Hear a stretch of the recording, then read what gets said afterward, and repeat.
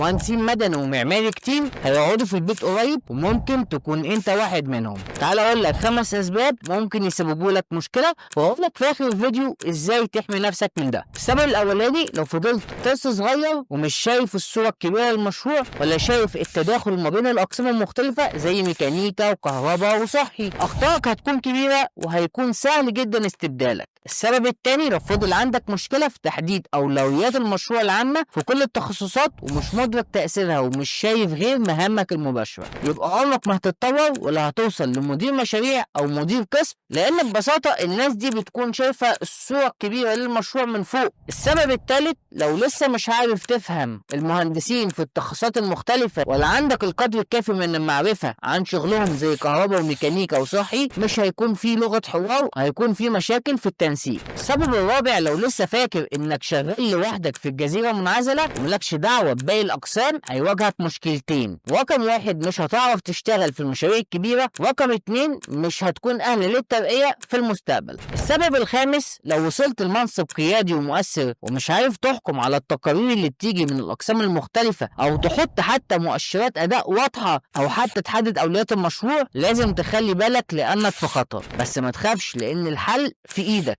وكمان جربوا مئات المهندسين معانا، وصلهم لكل اللي اتكلمنا عنه ده واكتر، وغير حياتهم 180 درجه. هو دبلومه الالكتروميكانيكال للمهندس المدني والمعماري اللي بنقدمها هنا في ليرنينج شيب. لو مهتم تستثمر في نفسك وتبني قصه نجاح جديده، تواصل معنا دلوقتي وهنجاوبك على كل استفساراتك.